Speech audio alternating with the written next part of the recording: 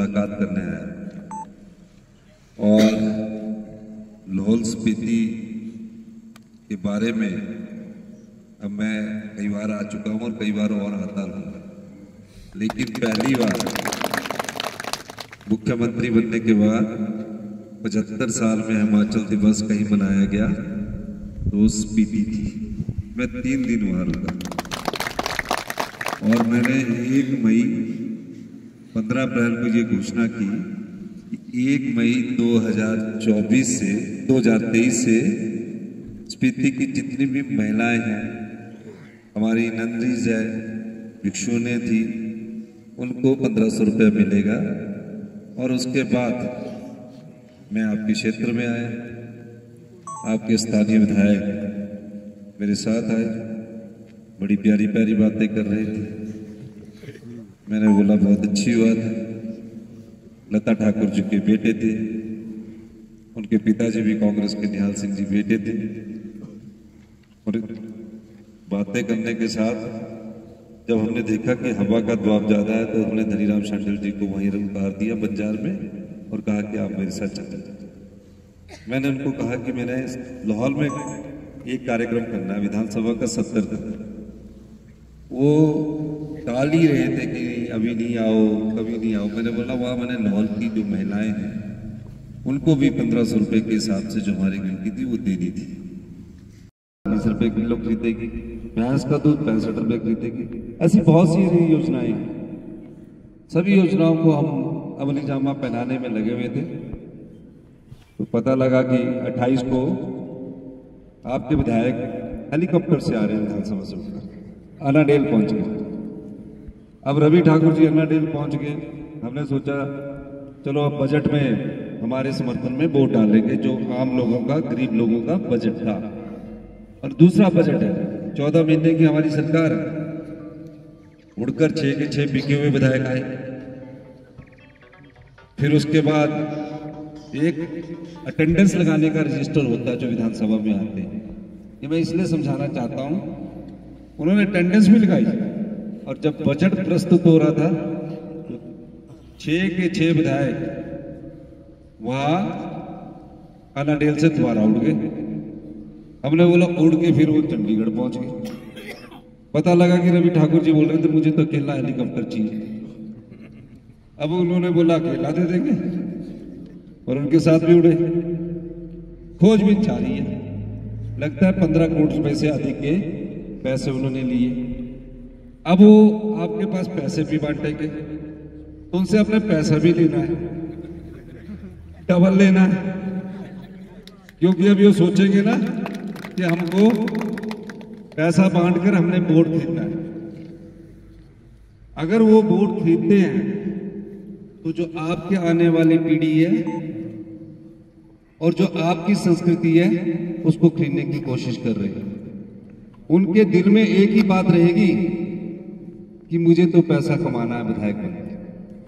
तो आपको पैसा कमाने वाला विधायक चाहिए कि सेवा करने वाला विधायक चाहिए? तो सेवा करने वाले विधायक का हाल देख लिया आपने। और एक और, कभी भी स्पीति के लिए नहीं आए, लाहौल के लिए नहीं आए, उदयपुर के लिए नहीं आए। मैंने खुद अत्यधिक बजट यहां दिया है और मैं अभी और भी दूंगा और जगह भी आऊंगा। आप पहला जिला बने हिमाचल प्रदेश का जहां सभी महिलाओं को हम 1500 रुपए की आर्थिक सहायता दे रहे हैं। जो बेटी 18 साल की उम्र पार कर चुकी होगी, गरीब परिवार से होगी, उसके जीवन भर तक हम उसको 1500 रुपया देंगे और साल का 18,000 रुपया देंगे। साल का 18,000 रुपया उस बेटी के अकाउंट में जाएगा।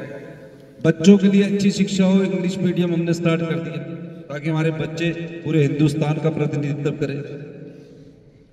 और लाहौल स्पीति की संस्कृति तो कभी भी अपने ईमान को बेचने की नहीं रही, पर यहां आपके विधायक ने अपना ईमान भी बेचा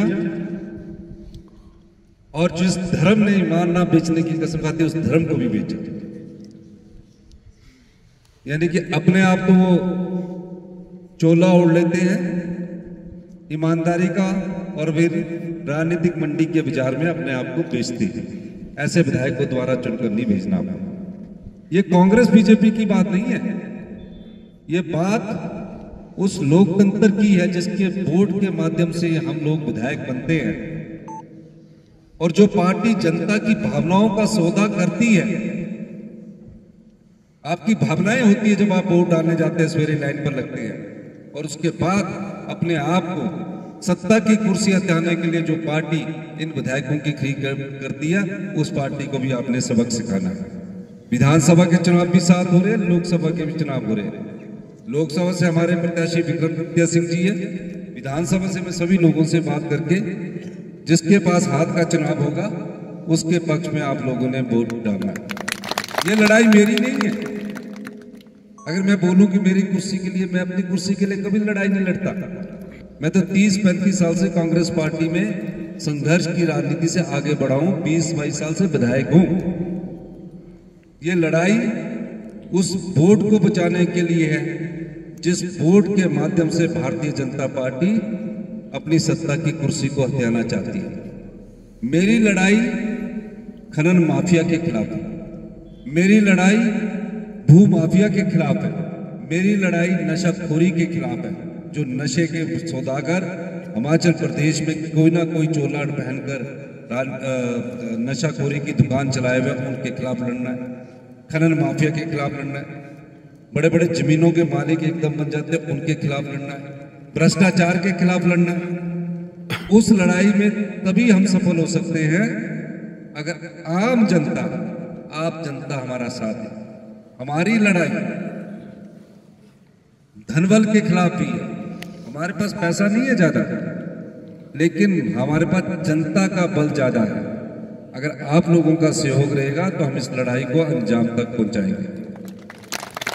हमारा उद्देश्य 2027 तक हिमाचल को आत्मनिर्भर बनाना है और 2032 तक 14 महीने में सिर्फ एक ही विधानसभा क्षेत्र ऐसा है जहां मैं तीसरी बार आ रहा हूं।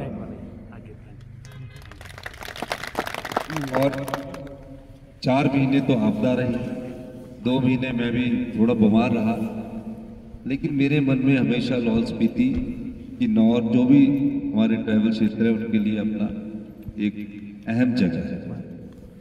अब जाने के बाद जब मैं यहाँ से गया तो मेरे साथ हेलीकॉप्टर में फोटो भी खिंचवाई, पहाड़ों की सुंदर सुंदर फोटो भी ली, और अगले दिन डिनर था 26 फरवरी को।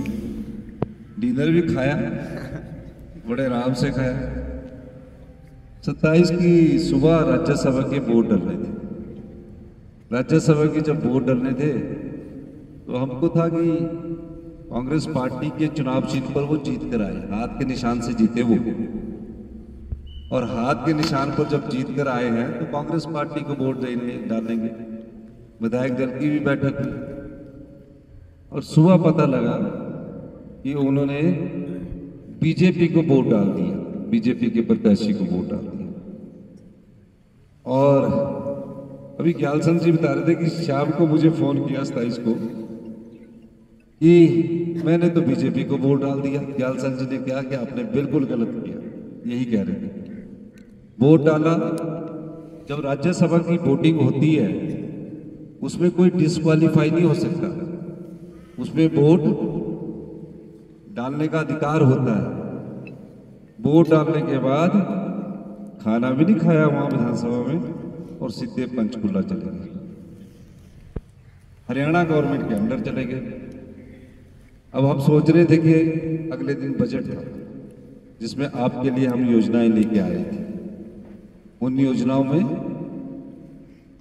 1500 रुपए के लिए बजट का प्रावधान किया गया था। 70 साल से ऊपर के जितने बुजुर्ग बैठे हैं उसके लिए हम आपको योजना लाए कि उनका सबका, जो भी 70 साल से अधिक की उम्र का होगा, उसका सारा इलाज सरकार करवाएगी। मनरेगा में लगे हुए जो हमारी बहनें हैं, कल्पना की नींव हमने हिमाचल प्रदेश के जब से हमारी सरकार बनी है हमने नीतियां बनाना शुरू कर दी।